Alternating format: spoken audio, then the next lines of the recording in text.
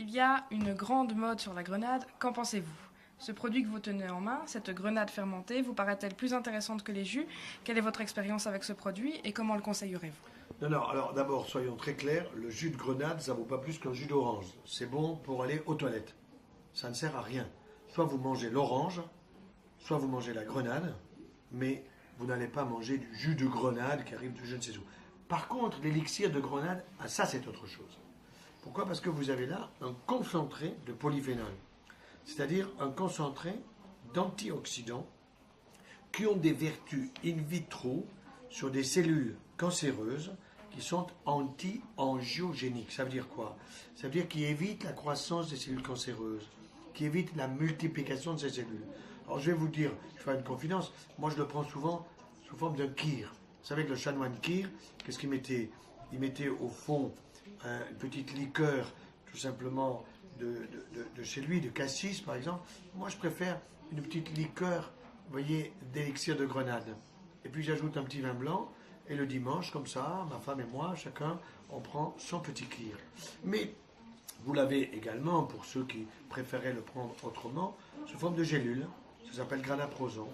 Alors moi, j'en prescris pour tous les malades qui ont des problèmes à la prostate, qui ont des taux de PSA qui sont élevés. Pourquoi?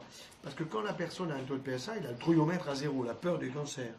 Et ce qui est intéressant, c'est qu'on voit baisser le taux de PSA, mais il faut le prendre très régulièrement, il faut être rigoureux.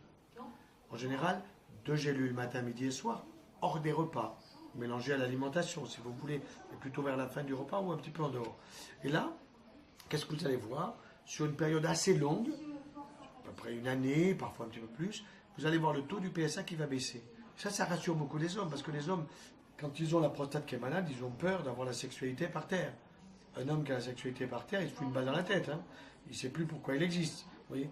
Donc, ce qui est important, c'est justement de pousser les hommes à partir, disons, d'une 55-60 ans, de consommer un produit comme ça, d'une manière agréable.